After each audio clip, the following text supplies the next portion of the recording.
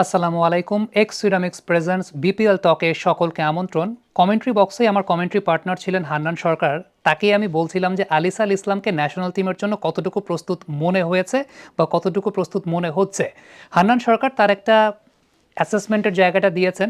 গেল বিপিএলে আলিসাল ইসলামের চমৎকার পারফরমেন্সের পর আলিসের সঙ্গে আমার পার্সোনাল নোটে কথা হচ্ছিল এবং একটা অবজারভেশন আমি আমার জায়গা থেকেও আলিসকে দিয়েছিলাম। সেই জায়গাটাও আলিস একটা পরিবর্তন কিন্তু এই বিপিএলে এনেছেন। সে ব্যাপারে বলবো, তার আগে একটু এটা বলি যে কেন আমার কাছে মনে হয়েছে এই মুহূর্তে আলিস ন্যাশনাল টিমের জন্য প্রিপেয়ার্ড। কারণ একটা বোলারকে যখন আমরা প্রিপেয়ার্ড মনে করি ন্যাশনাল টিম বা ইন্টারন্যাশনাল সার্কিটের জন্য, কয়েকটা ফ্যাক্টরের উপর বেস করে। স্কিলটা তো থাকতেই হয়, তবে স্কিলের সঙ্গে সঙ্গে সেই বোলারটার ভ্যারিয়েশন আছে কিনা, সেই বোলারটা ব্যাটারের সঙ্গে মাইন্ড গেম খেলতে পারেন কিনা, এবং সেই বোলারটার পেস ভ্যারিয়েশনটা আছে কিনা। মাইন্ড গেম দিয়ে শুরু করি। ইয়াসির আলী রাব্বিকে যখন বোলিং করছিলেন, যে ওভারটাতে আউট করেছেন, প্রথম দুইটা বল ইয়াসির রাব্বিকে সামনের পায়ে খেলিয়েছেন, সামনের দিকে খেলিয়েছেন। তার মানে তাকে অভ্যস্ত করেছেন সামনের দিকে খেলার জন্য। যে বলটাতে আউট করেছেন লেন্থটাকে পেছনের দিকে দিয়েছেন, টার্নে ডিসিভ করেছেন, ইয়াসির রাব্বি ক্যাচটা তুলে দিয়েছেন এবং উইকেটটা নেয়ার পর আলিস কিন্তু বলছিলেন আমি বলেছিলাম। সো এই যে মাইন্ড গেমের জায়গাটা, ব্যাটারকে প্রথমে অভ্যস্ত করলেন সামনের দিকে, দেন তাকে হঠাৎ করে পেছনের লেন্থে একটা বল করলেন। শফিউলকে অনেকটা সেইভাবেই, শফিউলকে ডিরেকশনে বিট করেছেন। কীভাবে ডিরেকশনে বিট করেছেন? আগের বলগুলো ওই পার্টিকুলার ওভারে আমরা দেখছিলাম যে অফ স্ট্যাম্পের বাইরে, করিডোরটা ছিল অফ স্ট্যাম্পের বাইরে, ওই বলটা করেছেন উইকেট করিডোরটা বেস করে। সো শফিউল কিন্তু ব্যাট সুইং করার জন্য প্রস্তুত ছিলেন না, যে কারণে টাইমিংটা প্রপারলি হয়নি। এটা যেমন একটা বিষয়। এবার আমি তার ভ্যারিয়েশনের জায়গাটা নিয়ে যদি একটু কথা বলি, বেশ কয়েক ধরনের ভ্যারিয়েশন আছে। বেশ কয়েক ধরনের ভ্যারিয়েশন বলতে, লাস্ট ওভারটাই যদি আমরা একটু চিন্তা করি, লাস্ট ওভারের প্রথম বলটা এবং লাস্ট ওভারের শেষের বলটা টিপিক্যাল অফ স্পিন করেছেন। মাঝখানের যে চারটা বল, সেই মাঝখানের চারটা বল করেছেন ভ্যারিয়েশন। এখন ভ্যারিয়েশনটা কীভাবে করেন? যেটা হয় যে আলিস বলটাকে কিন্তু লুকিয়ে রাখেন, হাতটা পেছনে থাকে। সো আলটিমেটলি ব্যাটারের বুঝে ওঠাটা খুব ডিফিকাল্ট যে তিনি রিলিজিংটা কীভাবে করছেন। একদম লাস্ট মোমেন্টের রিলিজিং পয়েন্টে যদি খেয়াল না করেন তাহলে বোঝার কোনো উপায় নেই।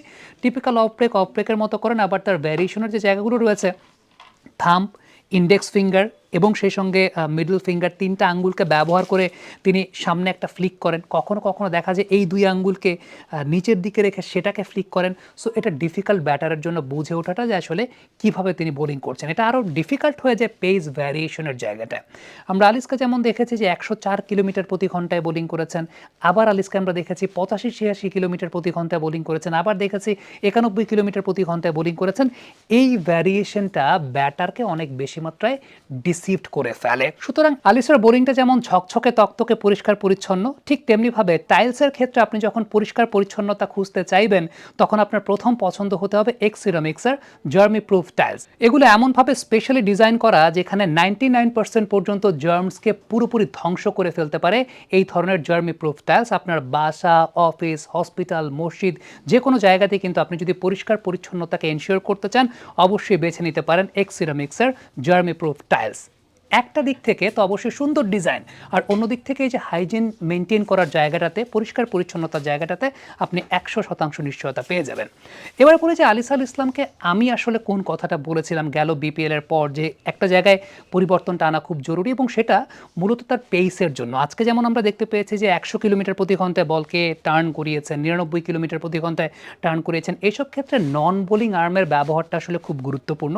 আলিসকে এই কথাটাই বলেছিলাম যে নন বোলিং আর্মটা নিয়ে যদি কাজ করা যায়। আমরা নারায়ণের সঙ্গে আলিসকে অনেক সময় কম্পেয়ার করি, বা নারায়ণের কোন জিনিসটা একটু বেশি স্পেশাল, সেটা আমার একটা পার্সোনাল নোটে কথা হয়েছিল যে নন বোলিং আর্মের কাজের জায়গা। আলিস গেল 1 বছর নন বোলিং আর্মের ব্যাপারটা নিয়ে কাজ করেছেন এবং সেটা এই বিপিএলে দেখা যাচ্ছে বা এই বিপিএলে দেখা গেছে। এবার বলি হান্নান সরকার কি অবজারভেশনটা দিয়েছেন। হান্নান সরকার যেমন তো বলেছেন যে হ্যাঁ, যারা কমেন্ট্রি শুনেছেন টি স্পোর্টস অ্যাপে তারা জানবেন যে হ্যাঁ, আলিস অবশ্যই ন্যাশনাল টিমের জন্য প্রস্তুত। তবে কিছু অবজারভেশন, অ্যানালাইসিস পার্টে কিছু অবজারভেশন আছে। যখন টিপিক্যাল অফ স্পিন করছেন তখন কিন্তু বলের পেসটা একটু কম। সো 90+ স্পিডে যদি টিপিক্যাল অফ ব্রেকটাও করতে পারেন, সেক্ষেত্রে হয়তোবা তার বোলিংটা আরও অনেক বেশি মাত্রায় পরিচ্ছন্ন হবে বলে হান্নান সরকার মনে করছেন। বাট আমার জায়গা থেকে আমার কাছে মনে হয়েছে যে okay, let's give him a try. National টিমে হয়তোবা তার একটা ইনক্লুশন হলেও হতে পারে অদূর ভবিষ্যতে। আমার কাছে তাকে প্রিপেয়ার্ডই মনে হয়েছে। কমেন্ট বক্সে আপনাদের মন্তব্য, মতামত জানতে চাই, লিখে পাঠাবেন।